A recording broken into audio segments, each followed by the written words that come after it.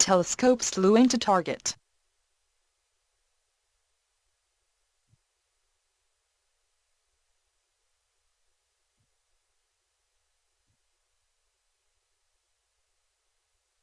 Telescope slew complete.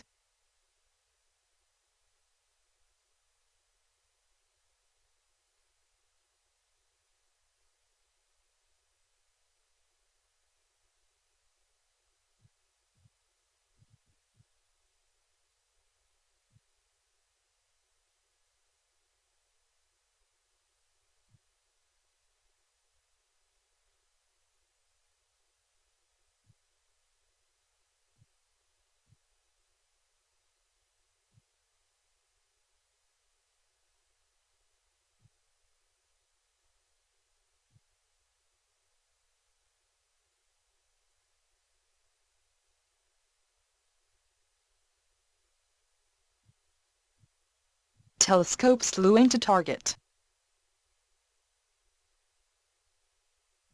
Telescope slew complete.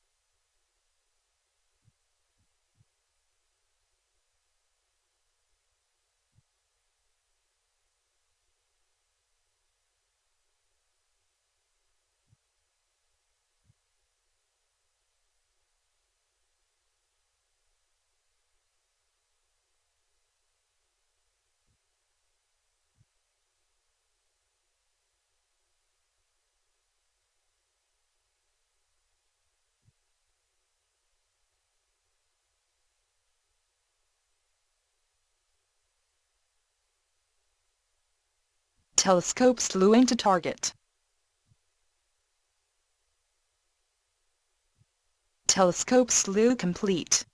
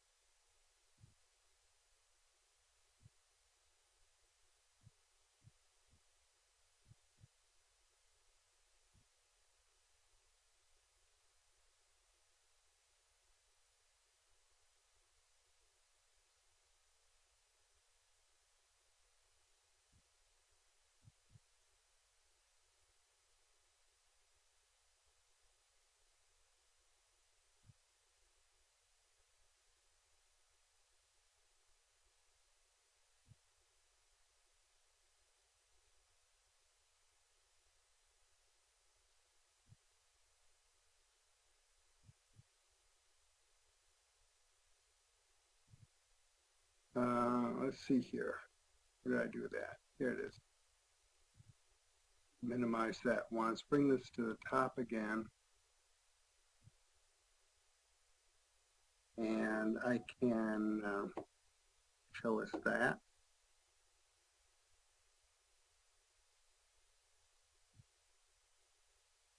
So here, I think you can read it, yeah. So I'm in Leesburg, Virginia. The skies are usually magnitude 5.1, but it's a very clear night tonight. We're probably doing better than that. And the scope I just described to you, the focal ratio 2.3, camera is a Malin cam. There are no filters on the scope tonight. Hey Jack, good to see you. I see you signed on to. You have clear skies tonight?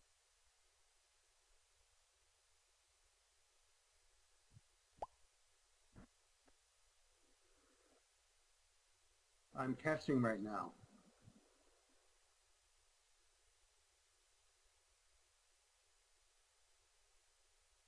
So Jack is also broadcasting. He said, but a big thunderhead is building to the northeast, so that doesn't sound very promising. But the way your weather is, you can duck in and out of a.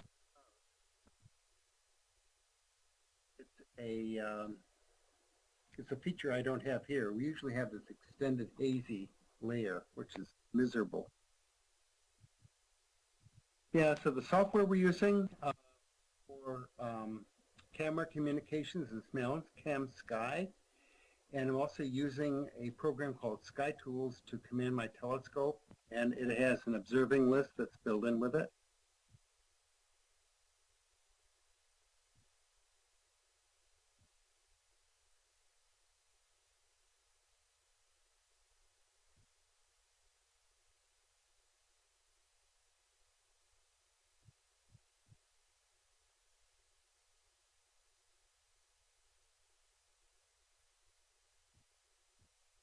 And I'm stack aligning the original in one picture, so it's a 2-picture stack right now. Yeah, so that describes the setup. You have M4. You love that M4. You're a little bit south of me by, how many degrees? Maybe 8 degrees. So you get to get that a little higher in your sky than I'm able to do up here by Washington.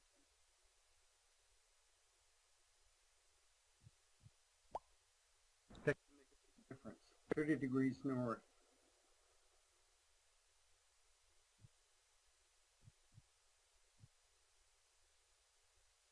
Yeah, that's about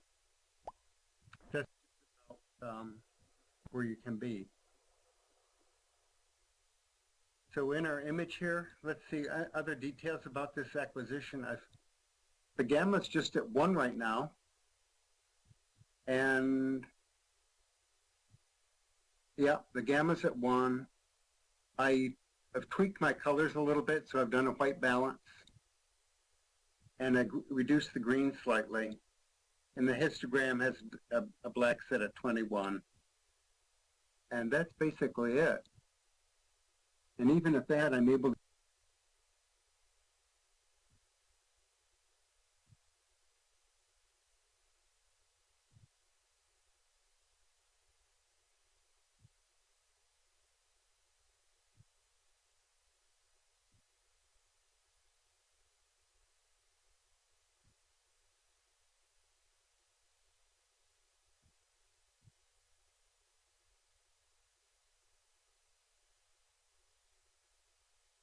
if I did anything, I might want to reduce the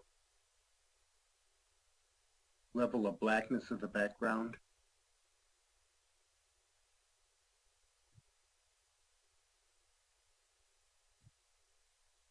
"23 degrees up in altitude right now." Yeah, it's getting down now. It doesn't take a ride in the southern sky at an optimum angle for too long a time, but it's a beautiful, probably one of the biggest ones.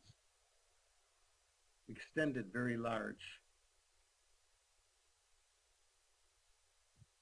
So M13, if you're looking with this two-stack exposure, let me take it off that and let's just look at one image, because I want to try and explore with you gamma correction.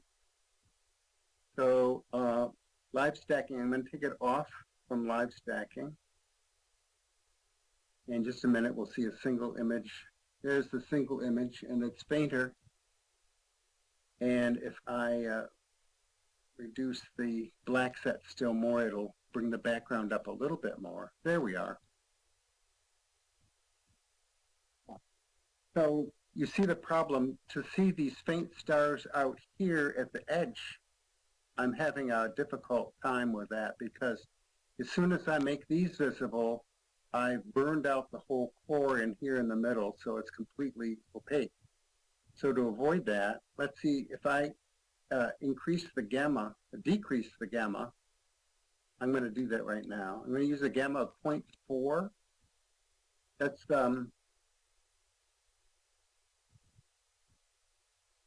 That's rather extreme. But you know, using this gamma to see images is not the crime that people often claim it is.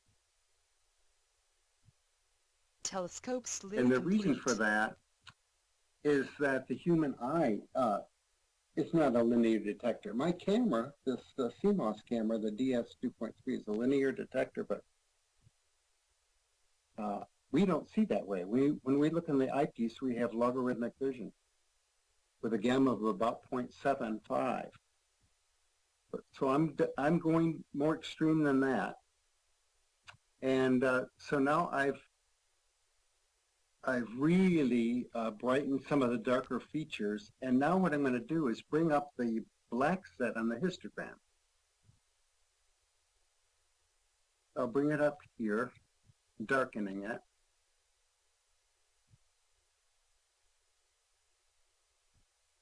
And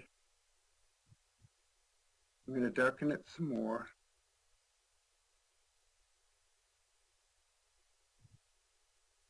And now we have a globular where I can see the peripheral stars a little bit better. Maybe not that much better, though. I'm going to try averaging just a few frames. Let's try that and see what happens. That'll make it a less noisy picture. The exposure time is pretty short here. It's only 5 seconds, so it's pretty quick to get this adjustment the way we want. There, that smooths it out considerably already.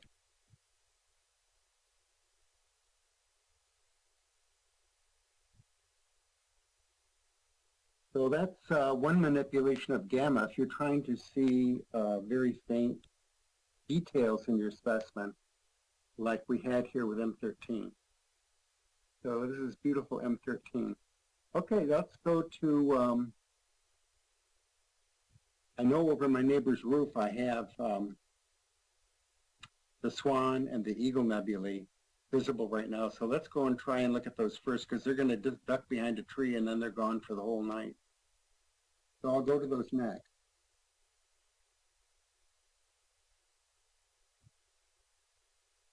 So that's a pretty good image of M13. You can see the golden yellow color to those stars. I could even zoom in on that a little bit so we can see it better. Very pretty globular cluster.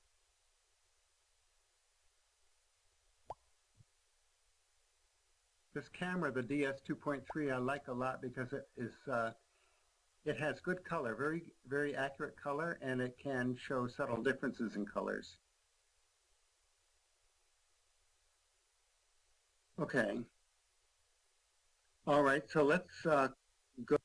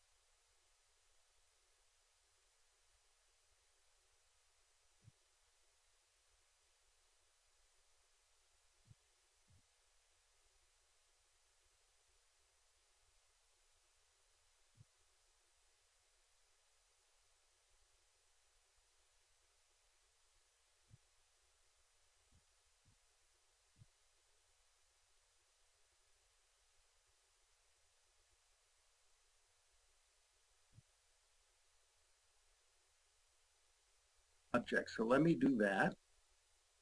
I'm going down to the stacking. So again, I'm going to stack some images of this.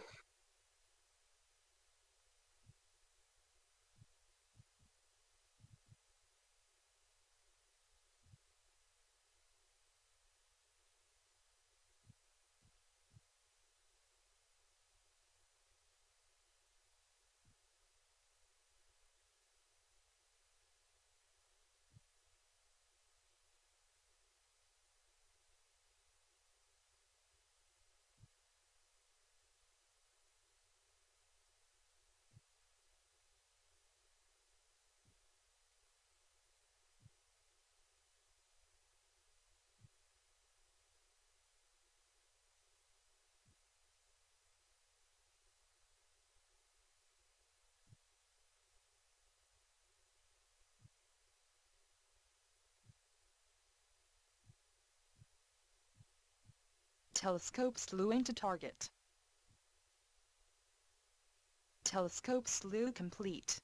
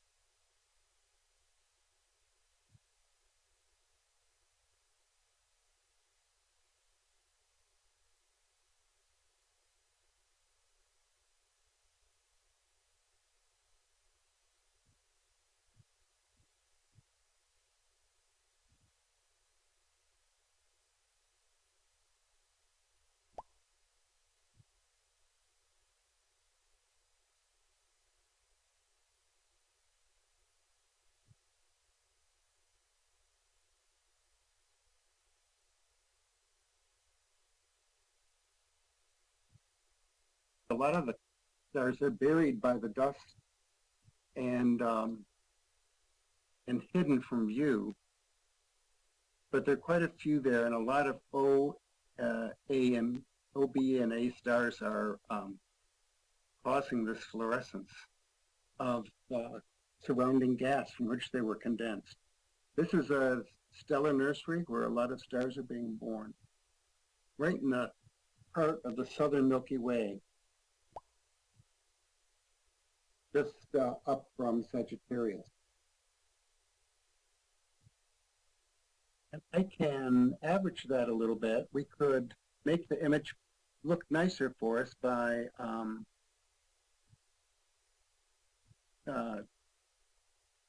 averaging, or I could even double that picture, but I think what I'll do is just command it to average. These are just 10-second exposures, so it's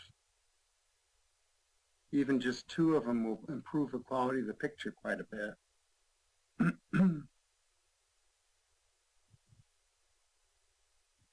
It's already acquired 2. And now it's acquired 3, and you can see how much smoother that is.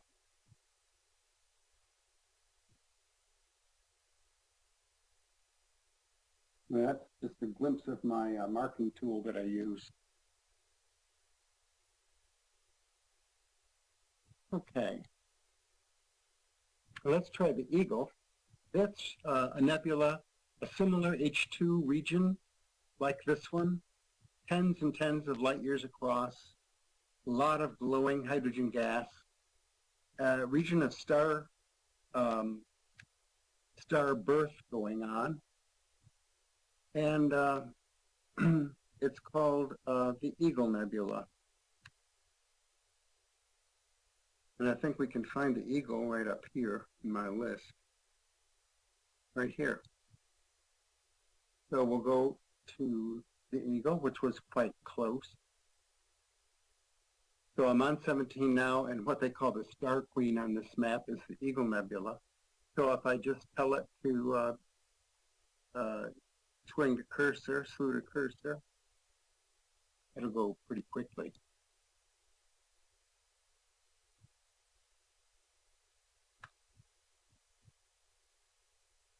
So this again is this chart and observing list that I've created is done in a program called SkyTools, SkyTools 3.